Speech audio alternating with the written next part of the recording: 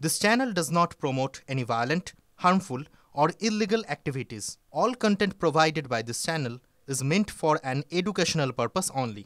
বসের মানসিক অত্যাচারে ক্ষুব্ধ কর্মীর রাগের বহিঃপ্রকাশ কিভাবে হয় সেটা দেখলেন তো। গত কয়েকদিন ধরে কর্মসংস্কৃতি নিয়ে দুনিয়া জুড়ে কি বিতর্কই না চলছে বলুন তো।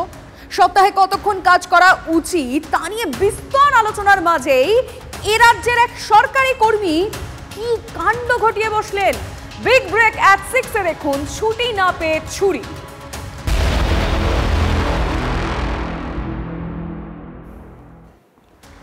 কারিগরি ভবনের এক কর্মী আজ ভয়ঙ্কর কাণ্ড ঘটিয়ে বসলেন। ছুটি না পেয়ে ছুরি নিয়ে হামলার অভিযোগ। ছুরি দিয়ে সহকর্মীদের এলোপাথারি কোপ।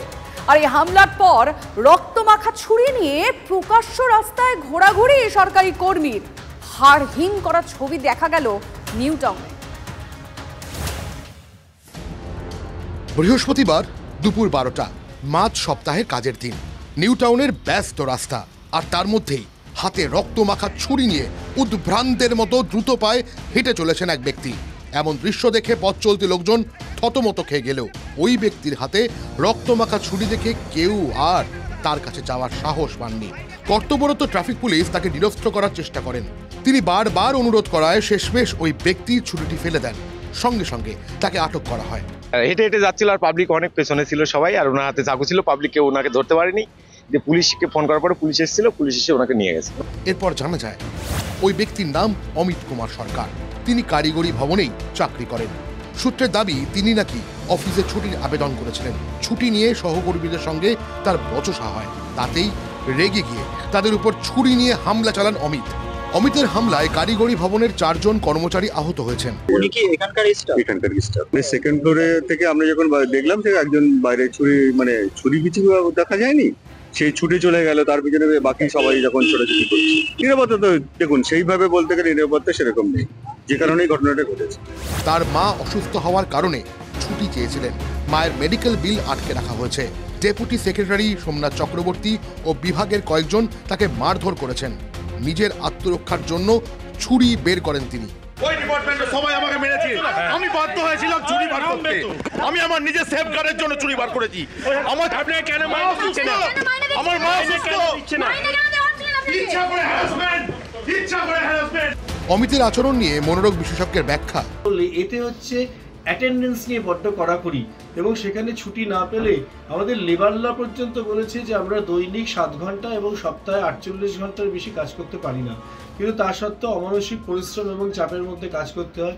বিতে যেটা হচ্ছে সেখানে হচ্ছে বুলি করা, এবং সেই কনস্ট্যান্ট একটা মানুষকে বুলি করতে থাকলে সহকর্মীরা তার দীর্ঘদিনের আক্রোশ বাড়তে থাকে, এবং এই সি থেকে ক্রুয়েলিটি একটা দীর্ঘদিনের একটা পুঞ্জীভূত ক্ষোভ থেকে একটা আক্রোশ জন্মায়, এবং এই ডি ডিসপিউট তৈরি হয় তখন সহকর্মীদের মধ্যে। এমপ্যাথিটা তখন ল্যাকিং, এবং এমপ্যাথি যখন না থাকে, সাপোর্ট সিস্টেম যখন না থাকে, এবিসিডি এর প্রভাবে তাৎক্ষণিক একটা মানুষ কিন্তু দিকবিদিক জ্ঞানশূন্য, হিতাহিত জ্ঞানশূন্য হয়ে অবিমিশ্রকারীর মতো প্রচন্ড একটা ইম্পালসের বশবর্তী হয়।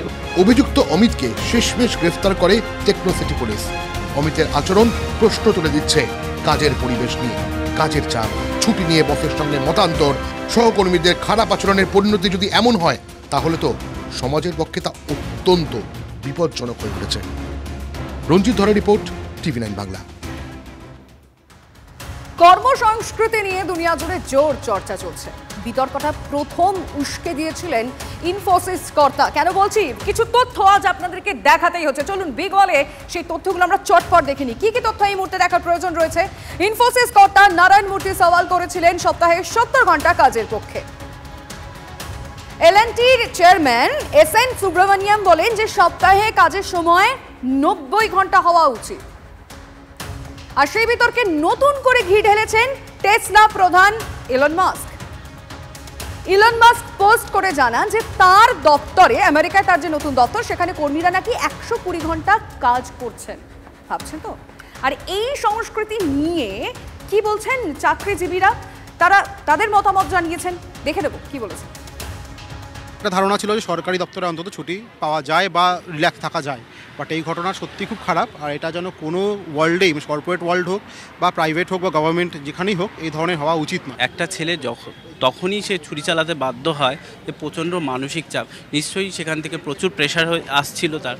চাকরি ক্ষেত্রে, আমরাও তো চাকরিজীবী, চাকরি ক্ষেত্রে মনে হয় আমাদের একটা অবসরের প্রয়োজন আছে। যদি কেউ ছুটি না পাওয়ার জন্য কাউকে ছুরি আঘাত করে, তাহলে বলবো সেখানে হয়তো তার কিছুটা অসুস্থতাও ছিল। শুধুমাত্র যে ছুটির তাগিদে কেউ কাউকে হত্যা করতে পারে বলে আমার মনে হয় না, তবে ছুটিটা আবশ্যিক। যেমনটা ছুটি আমাদের জন্য খুব প্রয়োজন, তো এইটাতে আমি বলবো যে যাচাই করা উচিত।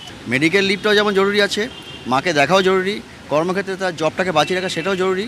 ছুরি মারাটা বেশি রকমের একটু বাড়াবাড়ি হয়ে গেছে। না মেরেও মনে হয়, মানে না মেরেও মাকে বাবাকে সেভ করা যেতে পারতো।